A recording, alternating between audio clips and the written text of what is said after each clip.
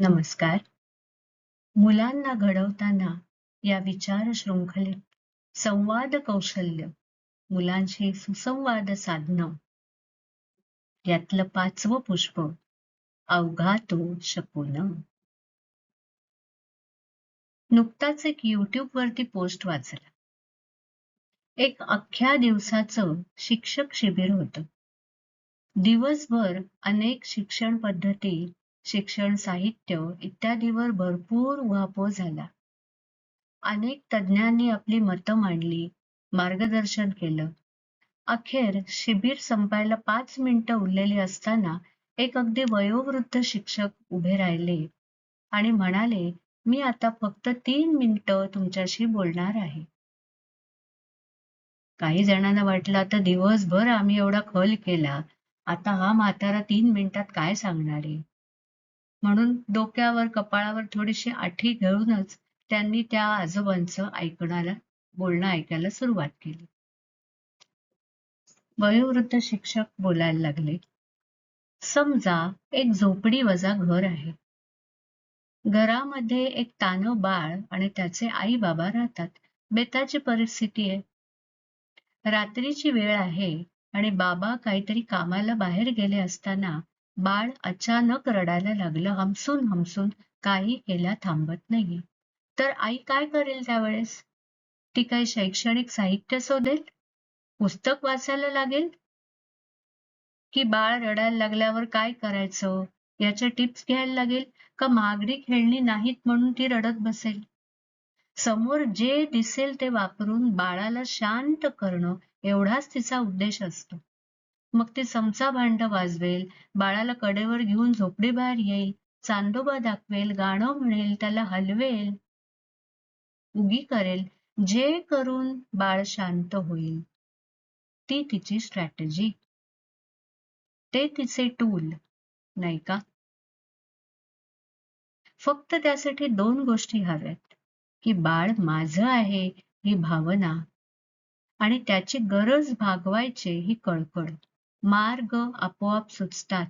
समोर येईल त्या वस्तू वापरून, प्रसंग पाहून, आवश्यकता पाहून त्याला सुधारता येतं, उद्धरता येतं. त्याला उत्तम शिक्षण देता येतं. असं ज्याला करता येतं ना, तो खरा पालक. तो खरा हाडाचा शिक्षक. जो अडून बसला ना, की आमच्याकडे हेच नाही, आमच्याकडे तेच नाही, आम्ही कसं शिकवू? ज्याला शिकवायचंय ना, तो शिकवतो. किती समर्पक आहे, किती समर्पक आहे, की ज्याला संवाद साधायचा आहे, ज्याच्या हृदयामध्ये कळकळ आहे, त्याला नाही लागत काही. तो या ना त्या मार्गाने समोर दिसेल त्या गोष्टी वापरून जे साधायचं ते साधू शकतो. 2 उक्ती डोक्यात आल्या. इंग्रजीत एक म्हण आहे, strike the iron when it is hot. लोखंड गरम असताय त्याच्यावर घाव घालून घ्या. पालकांनी आणि शिक्षकांनी हे धोरण कसं वापरावं, विशेषतः पालकांनी. कारण पालक हे मुलाबरोबर अधिकाधिक काळ असतात, असावेत असं अभिप्रेत आहे. पुन्हा इथे आजी आजोबा येऊ शकतील जर आई बाबांना वेळ नसेल तर. दिवसाच्या हर प्रहरात पालक, आई, बाबा, आजी आजोबा मुलाबरोबर असू शकतात. शिक्षकांना वेळेच्या मर्यादा पडतात. शाळेच्या विशिष्ट तासांमध्येच ते मुलाबरोबर असतात आणि त्यामध्ये त्यांना अनंत मर्यादा असतात. त्यामुळे मुलाचं जे एक्सप्लोरेशन व्हायला पाहिजे ते शाळेतल्या शिक्षकांना करायला वेळ कमी पडतो आणि चौकट आडवी येते. पण पालक काळ, वेळ, वेळापत्रक या पलीकडे जाऊन मुलाचा योग्य मूड दिसेल तेव्हा त्याला एक छानसा विचार देऊन टाकावा. आपल्याला कळतं ना, की आत्ता छान ट्युनिंग आहे. मस्त मजेत आहे. आपल्यामध्ये आत्ता एक छान चॅनल आहे. मग तो विचार अभ्यासातला असेल, व्यवहारातला असेल, वागणुकीतला असेल आणि काही असेल. कारण चांगला मूड जेव्हा असतो ना, तेव्हा आपण सगळेच एका स्वीकारण्याच्या भूमिकेत असतो. दुसऱ्याचं म्हणणं लक्ष देऊन ऐकतो, त्याच्यावर विचार करतो. एखादी चूक जरी चांगल्या आपल्या मूडमध्ये जर सांगितली कोणी, तर आपण ती स्वीकारतो, हो खरंच माझं चुकलं. पण जर का आपण त्या मुलाने चूक केली आणि त्याला लगेच जर ते सांगायला गेलो तर चिडचिडलेला आहे, तर तो ती चूक स्वीकारत नाही. त्यामुळे strike the iron when it is hot.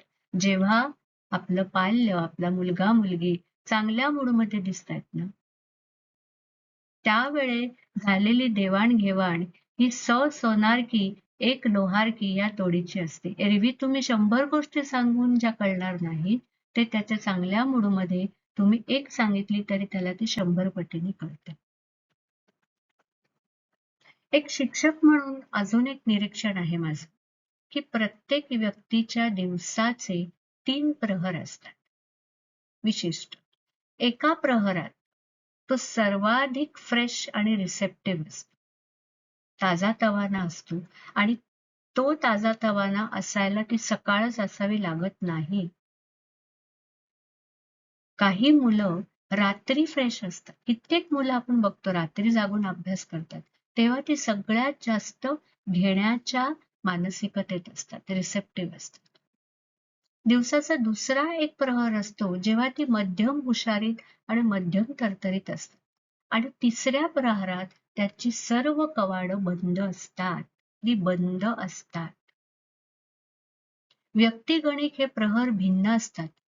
कोणी भल्या पहाटे फ्रेश असेल तर कोणी मध्यरात्री असेल. एखादा मुलगा सकाळी उठल्यानंतरच उठल्या उठल्या त्याला त्याचं काम किंवा त्याचं रुटीन सुरू करायलाच इतका वेळ लागतो. सकाळी तो डल असतो. तेव्हा जर उठल्या उठल्या आपण त्याला सांगितलं चल उठ व्यायाम कर हे कर, तो नाही घेणार आहे ती गोष्ट.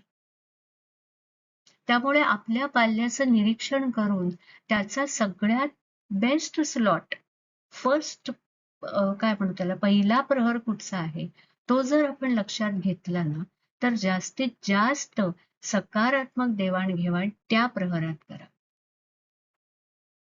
आपल्याला कळतं की शाळेतून आल्यावर नाश्ता बिष्टा झाल्यावरती हा एकदम फ्रेश असतो. मग तेव्हा त्याच्याशी जे काही विशिष्ट आपल्याला बोलायचं असेल ते तेव्हा बोलायचं. कॅच देम यंग म्हणतो ना तसं कॅच देम फ्रेश असं म्हणावंसं वाटतं आणि त्याला आपल्याला फार हुशारीने पालकत्व करावं लागतं.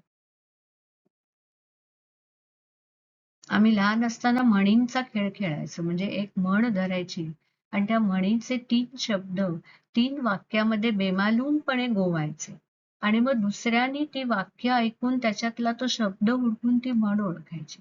तसं मुलांबरोबर ना आपल्याला त्यांना जो घास भरवायचा आहे त्यांच्या मेंदूपर्यंत जे पोचवायचंय त्या अतिशय हुशारीने पोचवायला लागतं.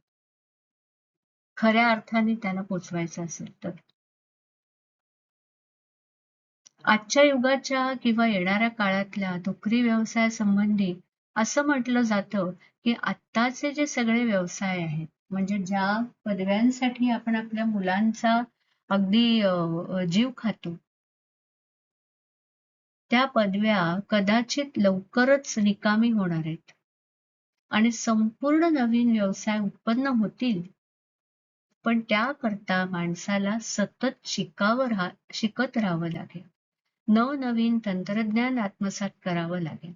ज्याचा शिकण्याचा वेग अधिकाधिक असेल तो अग्रेसर राहील. जगाचीच शिक्षण क्षेत्रातली सगळीच गणितं सगळेच आयाम फार वेगाने बदलत आहेत. तज्ञ आडाखे बांधतायत आपल्या समोर ते प्लॅन्स ठेवतायत की असं होईल 10 वर्षांनी असं होईल 20 वर्षांनी असं होईल आर्टिफिशियल इंटेलिजन्स मुळे अमुक होईल. पण ह्या सगळ्यातली एक मुख्य गरज अशी सांगितली जाते की नवीन कल्पना समजण्याची म्हणजे कॉग्निशन आत्मसात करण्याची आणि स्वयं अध्ययनाची क्षमता आपलं आपण शिकण्याची आणि ऍप्लिकेशन उपाययोजन हे ज्या मुलामध्ये असेल दर दिवशी येणाऱ्या नवीन तंत्रज्ञानाशी त्याच्या वेगाशी जुळवून घेऊ शकतील अशी ज्यांची क्षमता आहे ती मुलं तरतील आणि जी फक्त पुस्तकी ज्ञान घेऊन बसलीत ती कदाचित मागे पडतील. आजही आपण पाहतोय की 5-10 वर्षांपूर्वीचं आपलं जीवन, आपली जीवन पद्धती आणि निकष हे एवढे वेगळे होते ना.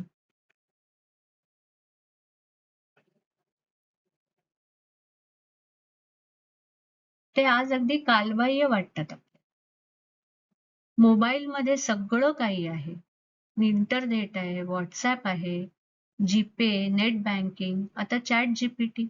हे कुठे होतं सगळं 10 वर्षापूर्वी? त्यामुळे काळ किती पटपट बदलतोय ह्याचं एक जागरूक भान पालकांनी ठेवणं अतिशय आवश्यक आहे. कोणतं शिक्षण द्यायचं, कोणता व्यवसाय करेल हे येणारा काळ सांगेल. त्याची थोडीफार पावलं ओळखून त्याप्रमाणे आपण काही निर्णय घेऊ शकतो. पण आपण सामान्य पालक काय करू शकतो? तर आपल्या मुलांचे शस्त्र परजून ठेवू शकतो. त्यांचं पटपट नवनवीन शिकण्याचं कौशल्य विकसित करून ठेवू शकतो. त्याकरता जागरूकता ठेवणं, सतर्कता ठेवणं, आपण विचार करून ठेवणं, कारण आपण जास्त मोठं जग बघतो बाळापेक्षा. त्यामुळे आपण विचार करून ठेवणं आणि योग्य वेळ येताच बाळाला अचूक घास देणं, हे पालकांचं आणि शिक्षकांचं कसब राहील नुसता विषय शिकवण्यापेक्षा. आपल्या पाल्याच्या दिवसाच्या 3ऱ्या प्रहरात जेव्हा तो सगळ्यात मंद आहे, कमीत कमी कार्यप्रवण आहे, डल आहे, तेव्हा त्याला अभ्यास किंवा बौद्धिक न देता, जेव्हा तो चांगल्या मूडमध्ये आहे तेव्हा त्याला बौद्धिक द्या, तो स्वीकारेल. पण जेव्हा तो मानसिकरित्या, शारीरिकरित्या थकलेला आहे, काही घेण्याच्या क्षमतेत नाही, तेव्हा त्याच्याशी भावनिक देवाणघेवाण करावी. त्याच्या पाठीवरनं हात फिरवा, त्याला जवळ घ्या, त्याचं कौतुक करा. तो जे काय करतोय, त्याला अॅक्नॉलेज करा की तू करतोयस मेहनत बाळा. मग तो आपणहूनच म्हणेल की नाही आई, अजून थोडीशी करायला पाहिजे. एखाद्या वाहनामध्ये ब्रेकचा उपयोग फक्त वेग कमी करण्यासाठी नसतो. ब्रेक असल्यामुळे आपण गाडी ॲक्सिलरेट करायची हिंमत करतो, हे लक्षात घेण्यासारखं आहे. जर ब्रेक नसेल तर आपण स्पीड वाढवू नाही शकणार. त्याच्यामुळे 3ऱ्या प्रहरामध्ये तो ब्रेक द्यायचा, त्याला स्लो डाऊन करायचं.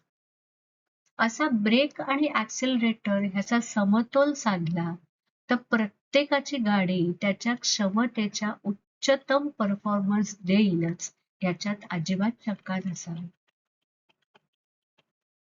जीवनात, समाजात प्रत्येक पायरी अपरिहार्य आहे. ऑफिसमध्ये मोठे साहेब हवेत, तेवढाच त्यांचा स्टाफही हवाच की. आपलं बाळ जर चिमणी असेल, तर त्यांनी सगळ्यात उत्तम चिमणी इतकं उडावं.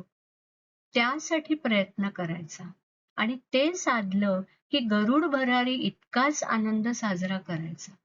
तो गरुड का नाही म्हणून आपणही विमनस्क व्हायचं नाही आणि त्यालाही नैराश्य द्यायचं नाही. त्याला सकारात्मकता देणं हे आपलं काम आहे पालक म्हणून. त्याच्याशी संवाद साधणं, की आपण जास्तीत जास्त प्रयत्न करून आपल्याला हे मिळालंय ना, हे आपल्यासाठी उत्तमात उत्तम आहे. ते आनंदाने स्वीकारायचं. If we have given our best, what has come back is the best possible for us. ह्या वचनावर पूर्ण विश्वास ठेवायचा. प्रयत्नात थोडी सुद्धा कसूर करायची नाही आणि मग जे मिळेल ते आपलं 100% यश आहे असं स्वीकारायचं.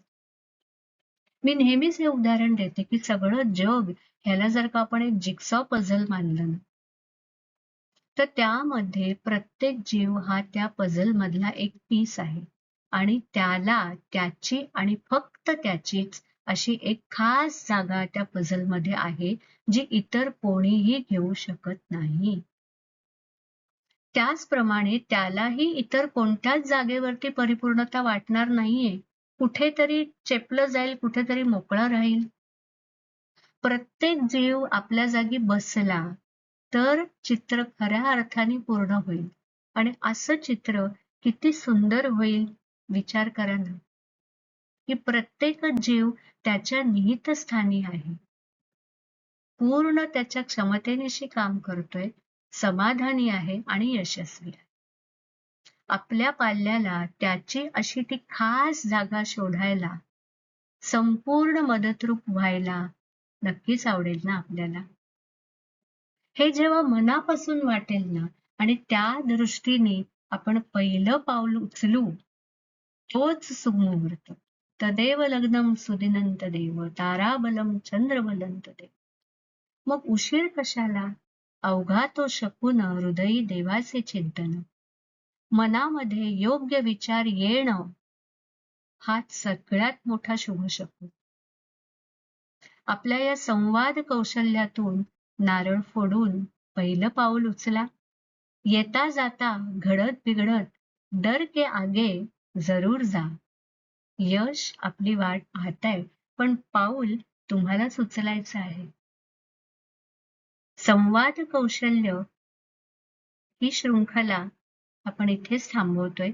अजूनही पुष्कळ बोलता येतील मुद्दे, पुष्कळ गोष्टी, पण पुढच्या भागापासनं आपण महत्वाकांक्षेवर बोलतोय. कारण महत्वाकांक्षा हा फार मोठा आज एक शब्द झालेला आहे आणि मुलांच्या महत्वाकांक्षा आणि आपल्या मुलांविषयीच्या महत्वाकांक्षा यांची सांगड कशी घालायची, संस्कार आणि संवाद कौशल्यानंतर महत्वाकांक्षेचा मुलांना घडवताना काय रोल येतो याचा विचार करणार आहोत पुढच्या भागापासून. संवाद कौशल्यात इथेच थांबूया. नमस्कार.